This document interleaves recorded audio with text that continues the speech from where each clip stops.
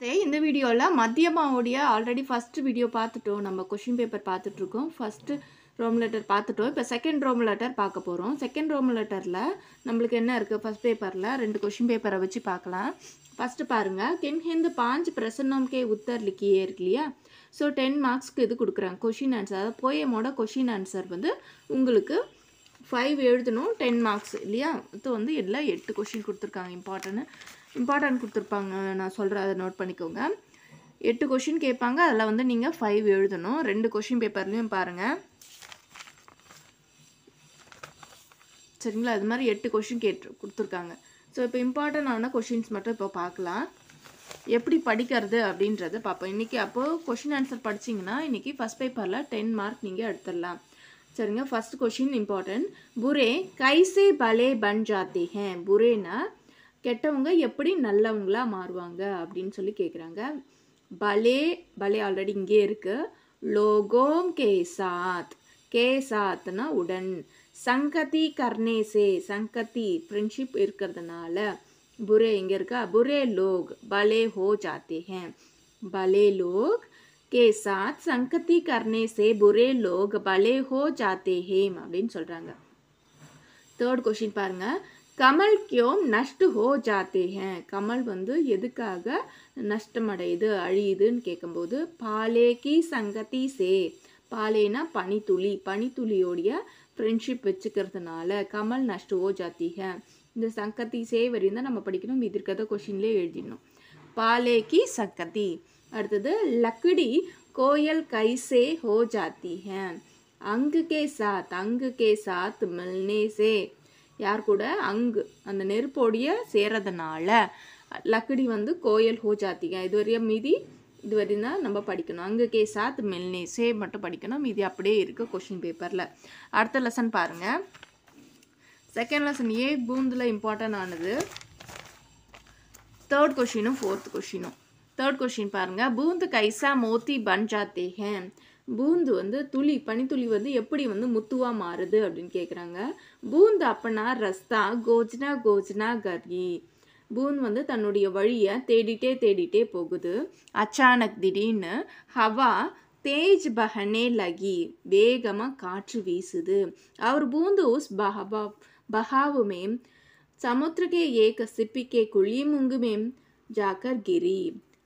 பூந்த் வந்து உஸ் பவாக், அந்த காற்று ஓட்டத்தினால, அந்த ஓட்டத்தினால சமுத்திரத்துடைய, சமுத்திரனா சி, அந்த கடலுடைய ஏக் சிப்பி, ஒரு சிப்பியுடைய, குழிமுக் திறந்த வாயில், ஜாக்கர் விழுந்து, கிரி விழுந்து என்ன ஆகுது? விழுந்துருது. அது மோத்தி பன்கயி, மோத்தியாக மாறுது அப்படின்னு சொல்கிறாங்க. ஃபோர்த் கொஷின் பாருங்கள். ஏக் பூந்து.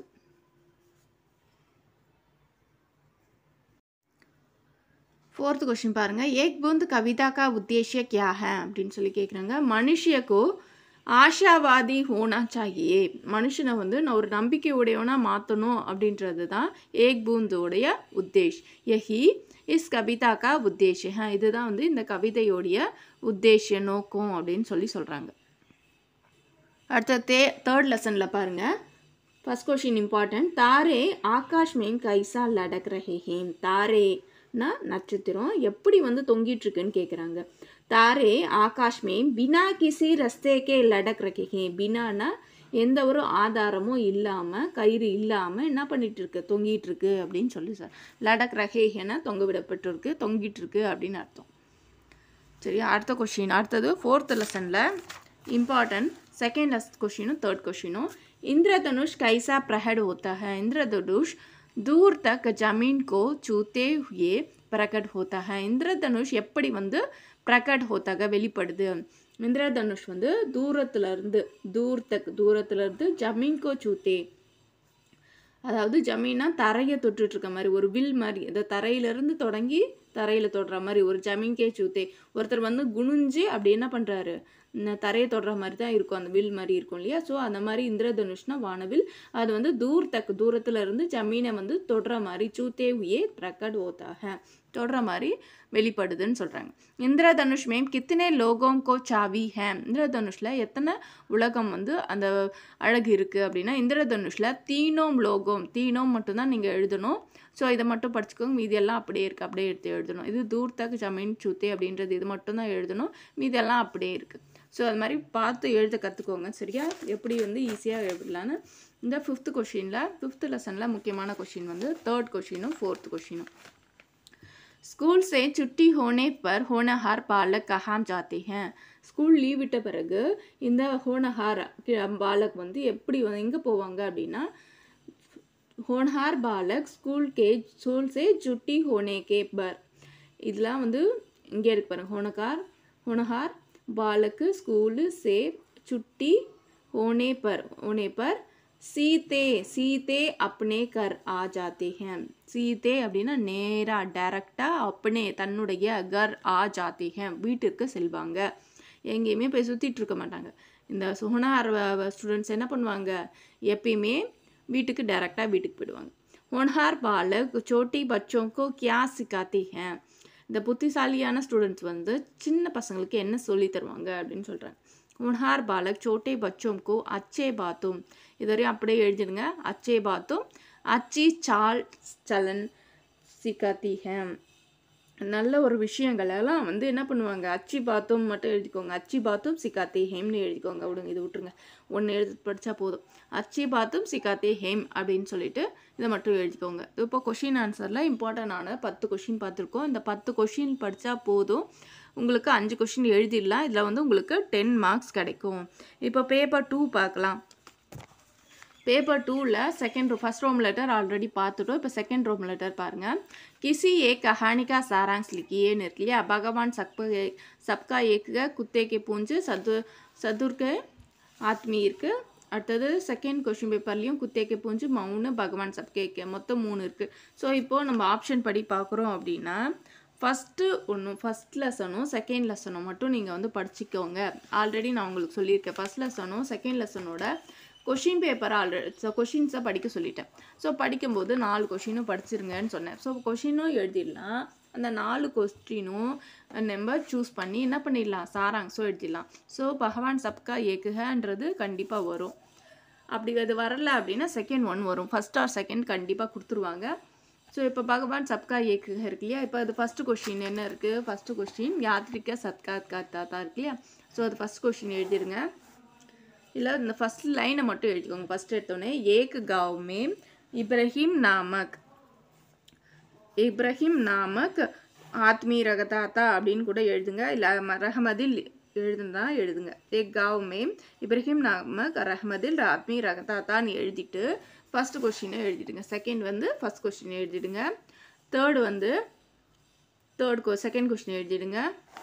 ஃபோர்த்து வந்து इधर எழுதிருங்க. एक दिन इब्राहिम के घर एक बूढ़ा आया, भोजन के पहले इब्राहिम ने हमेशा की तरह प्रार्थना की அப்படின்னு இதை மட்டும் எழுதுங்க. ஃபோர்த் 1. ஃபிஃப்த்து வேறு என்னது, ஃபோர்த்து இதை எழுதிடுங்க. ஃபிஃப்த்து 1, ஃபோர்த்து இதை எழுதுங்க. சிக்ஸ்த்து 1 இதை எழுதிடுங்க. அவ்வளோதான். உங்களுக்கு ஈஸியாக ஆல்ரெடி கொஷின் ஆன்சரும் படிச்சிருப்பீங்க. எஸ்ஏவும் வந்து நீங்கள் என்ன பண்ணிடலாம், ஈஸியாக அது கூடயே படிச்சிடலாம். ஸோ டோட்டலாக 10 மார்க்ஸ் வந்து செகண்ட் பேப்பரில் எடுத்துடலாம். சரி, இப்போ ஃபஸ்ட் 1 வரல அப்படின்னா ஃபஸ்ட் 1 கண்டிப்பாக வரும். வராத பட்சத்தில் செகண்டில் பகீரத்காக்குள் வந்து இது வந்துடும். பகீரத்கா தபசியாக இருக்கு இல்லையா, செகண்ட் 1. ஸோ அந்த லெசன் கண்டிப்பாக உங்களுக்கு வந்துடும். 1 இல்லைனா 2 கண்டிப்பாக கேட்பாங்க. இப்போ கொஷின் ஆன்சர்லாம் நம்ம படிச்சிருக்கோம். இப்போ அந்த கொஷின் ஆன்சர் 5 ஆல்ரெடி படிக்க சொல்லியிருக்கேன். இந்த 5 மட்டும் படிச்சுக்கோங்க. அதுலேருந்தே நம்ம எழுதிடலாம். பகீரத்கா இச்சாவாகுன்றது ஃபஸ்ட் கொஷின் எழுதிடுங்க. அதுக்கப்புறம் ஏக் பார் இந்த ஒரு லைனை எழுதுங்க. செகண்ட் கொஷின் எழுதுறதுக்கு முன்னாடி இதை வந்து இந்த லைனை எழுதிட்டு செகண்ட் கொஷின் எழுதிடுங்க. தேர்ட் கொஷின் எழுதுறதுக்கு முன்னாடி யஹு சுன்கர் பகீரத் லகே இந்த கொஷின் எழுதிட்டு தேர்ட் கொஷின் எழுதிடுங்க. அடுத்தது ஃபோர்த் கொஷின் எழுதுறதுக்கு முன்னாடி பகவான் சங்கர் ஸ்டார்ட் ஆகுதா, இந்த லைனை எழுதிட்டு ஃபோர்த்தும் ஃபிஃப்த்தும் எழுதிடுங்க. அவ்வளோதான். சரியா, இந்த 2 லைனு இந்த 2 லைனு இந்த ஒரு லைனு இது மட்டும் 3 எக்ஸ்ட்ரா படிச்சுக்கணும் சாராங்ஸ்க்கு. ஸோ இப்போ அதை படிக்கும்போது ஃபஸ்ட்டு 2 படிச்சுட்டா போதும், எனி 1 வந்துடும் உங்களுக்கு. உங்கள் இதில் வந்து 10 மார்க்ஸ் கிடச்சிரும்.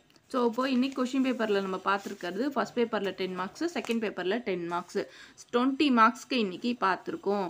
நாளைக்கு வந்து நெக்ஸ்ட் ரோம் லெட்டர் பார்க்கலாம். மதியமாக கொஷின் பேப்பர் எழுத போகிறீங்க, இந்த வாட்டி எழுத போகிறீங்க அப்படின்னா உங்களுக்கு யூஸ்ஃபுல்லாக இருக்கும். சப்ஸ்கிரைப் பண்ணி வச்சுக்கோங்க. யாராவது எழுத போகிறாங்க அப்படின்னா அவங்களுக்கும் ஷேர் பண்ணுங்கள். அடுத்தது லெவல்ஸ் எக்ஸாம்ஸும் வந்து உங்களுக்கு நான் வந்து அப்டேட் பண்ண போகிறேன். ரிவிஷன் கிளாஸு, வேறு ஏதாவது கிளாஸ் படிக்கிறவங்களும் ஃபாலோ பண்ணுங்கள். ஆன்லைன் கிளாஸ் தேவைப்படுறவங்க டெலகிராம் குரூப்பில் ஜாயின் பண்ணிக்கோங்க. ஜாயின் பண்ணிவிட்டு டீட்டெயில்ஸ் அதில் கேட்டிங்கன்னா நான் உங்களுக்கு ரிப்ளை போடுவேன். சரியா? வீடியோ பிடிச்சிருந்தால் லைக் பண்ணுங்கள், சப்ஸ்கிரைப் பண்ணிக்கோங்க. யாருக்காவது தேவைப்படும்னா ஷேர் பண்ணுங்கள். தன்யவாத்.